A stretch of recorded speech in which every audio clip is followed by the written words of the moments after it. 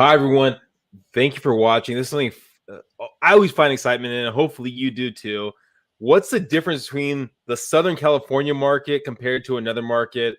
Today, we're talking about Tucson, Arizona, and I got a special guest here, Alicia Kramer. Thank you for being here, Alicia. Thank you. I'm looking forward to this. It's going to be fun. All right. Well, I look forward to hearing your insight about the Tucson market. Let's just jump into it. What does escrow look like in Tucson? Well, so if we're talking about the process here, Is it and like, I mean, if, so like all our stuff. So in Southern California and California, I mean, we have a timeline, and I know it could be kind of deceiving. You have escrow the timeline, which I mean, it's going shorter and shorter. We're talking about 17 days to 30 days for that process, 30 on the long time. And then we have basically a third party entity that kind of oversees the paperwork. For you guys in Tucson, is it similar? Is it shorter windows, longer windows? it's similar, a little bit longer windows. Okay. So we've had a shortage of home inspectors. Oh wow. Okay. And because any type of conventional FHA, VA loan is going to require, in many cases, a home inspection. Hmm. You don't have a home inspector that can get in there and do their piece, you know, so that the lender is satisfied. It's obviously going to delay closing. So, a couple of years ago, we could easily, I mean, if it's cash, it's going to go quicker, right? If they're going to bypass inspections, it's going to go quicker. But for the average buyer, they need to jump through those typical hoops. I mean, it went from you could easily close in 21 days to now it's usually like at least 35, Oh, wow. in some cases up to 45, depending on how aggressive the lender is at, pushing the home inspections and paying a premium to get someone in there sooner rather than later. Or not home inspector, but appraiser. Okay. So is it a shortage on the appraisal or the home inspector? Home inspector it depends. Most agents have their preferred home inspector. Okay. Turnaround time on that is really dependent on their availability. It is a hot housing market, Okay. which with the shortage of inventory, there's so much activity that home inspectors are usually booked out quite a bit. So, like on our residential purchase contracts, by default, it gives a 10-day due diligence period for the Oh, 10 buyer. days. Okay. In many cases, we're writing in 14 days because we need that extra time because the home inspectors, they're busy. So, on the lender side, we've got the issue with the appraisers getting in Yeah. there. And then on the buyer seller side, as agents, we're having trouble getting our home inspections done in a timely manner. So there's just like those little nuances where sometimes, if you're lucky, you've got somebody, if you're in good with your with your people, they're going to get in there in a timely manner. But it's not uncommon to have to extend out those windows lately. So that's funny. We have it here if it's defaults to 17 days. And I know a lot of people that reduce it down to like 10 days or 7 days for the due diligence period. So it's interesting that it's shorter there, 10 days, and because of the shortage there. So, okay. All right. Now, property differences. So you gave me a couple of some of your previous properties you've helped either the buyers or sellers work with. This right here on Sunset Cliffs Place. Can you guys give us a little insight and kind of what the price was or something like this? Yeah, so this house was a bargain.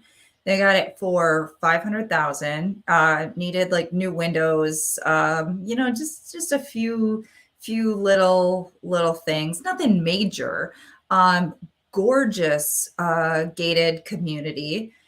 Um, nice, big, roomy house, incredible views. I mean, these pictures don't really do justice to the views, but pretty nice area. And so that is that like a HOA community, or is anything involved? It is HOA. Okay. Yeah. In fact, HOA communities are the norm here. Okay. There are some higher end homes that are on land, Mm. but if you're in this area, whether you're in Tucson or the surrounding areas like Marana or Oro Valley, um, subdivisions is super, super common here. And you said that was how much of that sell for again? 500,000. Okay, 500. All right, so I'm gonna give you guys a reference, a different different one in San Diego. This one goes on the market this coming up week, and it's gonna be starting at 975. No HOA in this area, so basically you're talking about double, but you're so this is half the square footage roughly than that one, yet starting out price is about double the price. So a little bit of reference point on that one. All right, so let's take us to your next one, Sun Dust Court. What's the information on that one, Alicia? All right, so this is also in an HOA. This one is right on the golf course. This is not in a gated community, but it is in a subdivision, essentially. Also pretty well kept. Needs a few minor updates. This one sold for 491,000. So again, I mean, comparing to San Diego, you're getting a lot more house for your money in Tucson, even with the appreciation that we're seeing, which over the past year has been around 20% in Tucson and surrounding areas. Again, to give you a reference point, I'm going to bring up a property that sold for a tad bit less, 465, a little bit smaller square footage. That one's 3,100 square feet. This one's 882 square feet. And here's the picture of the property. It's one common wall, but it's a townhome. So to give you a reference point, that one sold at 465 in El Cajon, which is a little bit away from the downtown area. So again, gives you a reference point of the price difference there. Now, the last one that we have here in Tucson, Calle Sin. Can you give us a little insight on that one? Yeah. So this is also in a gated community, HOA. This one was actually renovated when they purchased it. It was basically, I mean, you could say it was flipped by a licensed agent, and he did a fantastic job. So it was turnkey, it was ready to go. And that one we sold or they purchased for, I think it was 365. The appreciation on that, because it is, all of these are in more upscale areas. This one, I think now is easily over 400,000. Wow. So 2,000 square feet, about 400,000. Again, we'll give you a reference point of San Diego County. So this one right here is sold for a little under 600,000, 595,000. About again half of the square footage. Studio in downtown, the heart of San Diego, and just as one of their views on from the 10th floor. But just to kind of give you a reference point, 920 square feet. So yes, there is quite the difference in pricing right there. And I mean, it kind of goes to, I mean, the really the next question is, well, I guess we're going to get to that question. But once someone falls in love with the property and gets the ball rolling, what's the due diligence? I know you briefly talked about the due diligence period. What's inspection, disclosures? What does that time frame look like? So we have the typical 10 or more in some cases, days of due diligence. That's going to be your home inspection, roof inspection, termite inspection, sewer scope. We do have a waiver. So if a buyer wants to waive their right to those inspections, they can do so, but everything needs to be documented so that we as the agent are, protected in the event, something is wrong with the home. From my experience, we usually want to push for as many inspections as possible just to safeguard the buyer. On our higher end homes, like our more, luxury listings, it's not uncommon for the seller's agent to encourage their client, the seller, to actually do a home inspection in advance of listing the property. And that in many cases is not just taken with, for granted. It's not like you hand that over and the buyer's like, oh, well, sure, we'll just take your word for it, but it's nice because it can speed up the process a little bit. Now, on the selling side, right? I know you talked about the home inspection. What kind of disclosures does the seller have to fill out? Like here, I mean, there's a lot of stuff that's self-populated by the real estate team, the listing side. Yet there's two big documents that most people have to put together, unless there's, again, not everyone's the same. But is the seller property questionnaire and the transfer disclosure, where they just put everything you know about the property. Do you have similar documents to that?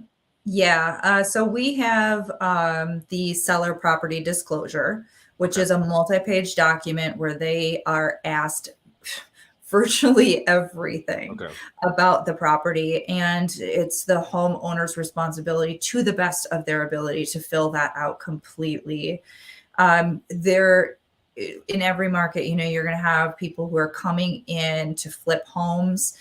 In many cases, they're not providing clients with the property disclosure. And, you can't force it, but it is definitely frowned upon to not have that in place. And because we have so many HOAs, when we are listing a property, we are actually supposed to upload an HOA addendum so that when an offer is submitted, that HOA addendum has already been reviewed and signed and is returned with the purchase contract. Again, because it's so common here. And there's often, transfer fees, your monthly fees, your master association fees, your standard HOA dues. And those things then can be also negotiated on the contract, who's going to pay them, the buyer or the seller. So we have, here, usually our HOA docs are ordered once we actually get into contract. So yours are actually ordered before you get into contract, and it's provided before even offers executed. Interesting. It is supposed to be submitted with the purchase contract. It doesn't always happen. But for title and escrow to do their job, they need that information. They need those numbers. So that paperwork absolutely must be done by the close of escrow. Otherwise, you're gonna run into potential problems with lender and qualification and all of those things. Okay. And then the market. I know. We're filming this in April 2022, and the market's. In San Diego is pretty out of control. Really low inventory. What are you looking at days on market out there? How's inventory? What does everything look like?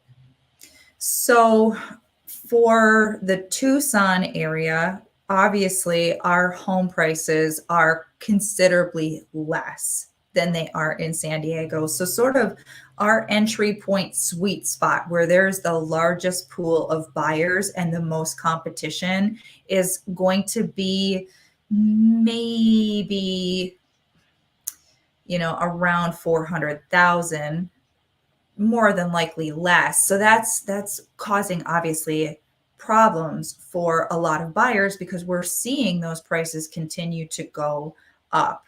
Mm. So what we're seeing here is if you're selling a home in that sweet spot, kind of like the Goldilocks zone, where you've got the biggest pool of buyers, it's not uncommon for there to be multiple offers within hours. It's not uncommon for it to go under contract within the first couple of days. In some cases, as you start to get up into that little bit higher price points, and then as you go up higher and higher, you're going to see the days on market, obviously extended. But even our homes in the $1 million+ range, which is considered luxury here in Tucson, it's not uncommon for those to go under contract in less than a week as well. So we're seeing, some pretty fast movement across the board, even on what is considered to be higher end listings that in the past could, in some cases, be on the market for months. And again, each case is different for everyone watching right now. If someone has questions about the current case, current situation, their property, what's the best way of them reaching you, Alicia? So I usually direct people to my website. All my contact information is going to be there. Technically, I have 2 different websites. You use my Tucson Lux Living logo. So I'm going to direct people there. That is my publication, my video podcast. We have a print publication, and there's links to contact me there as well. And it's super simple. It's TucsonLuxLiving.com. Perfect. And one last question: Who are the people that usually move to Tucson? I mean, for us here in San Diego, Southern California, a lot of military. I mean, we have a big group of military that come here. I mean, for you in Tucson, who is usually the individuals that move out that way? Well, I'll just say it's kind of cliche, but we attract a lot of snowbirds. This people who are permanently relocating to someplace where they don't have to shovel the snow, or a second home here in the greater Tucson area. We will see a population increase in the winter season, if you will, of hundreds of thousands of people. So that is not only Tucson, but I also mentioned Marana and Oro Valley, which are right around the greater Tucson area. They're, nicer areas. We do have a fair amount of active adult communities. And of course, I moved here. I'm a transplant. People who just want to get away from the cold weather. Fair enough. Well, again, is there any last words of wisdom that you could provide for anyone thinking about making the move to Tucson, or thinking about looking for real estate help in Tucson? Well, I will say this. There is a very unique kind of beauty here. And I'm saying that as someone who came from the Midwest, has lived on all 3 coasts, Pacific coast, Atlantic coast, Gulf coast, love the ocean, absolutely do. But I'll tell you what, when you come here, there is nothing quite like it. The desert landscape is absolutely stunning. And it is a very different, it's a small town, big city vibe, which is quite a bit different than San Diego, so you're going to have fair amount of traffic, but less. You're going to have easier parking, but you're also going to have a longer commute to the beach. Yeah, I mean, I would say we don't have as much traffic as LA, and we probably have more traffic than Tucson. And I mean, if you're willing to give up that commute from the beach a little bit, you can kind of see basically almost half the price in some of these properties right there. So there's definitely some value there. If you have any questions for anything in Southern California, feel free to give myself and my team a call. The Enriquez Group, our information is below. And any kind of questions you might have for Alicia, in Tucson. Take a look in the show notes. Her information is down there too. Thank you guys for watching. Please subscribe, please share, and of course, tell your friends. Bye, everyone.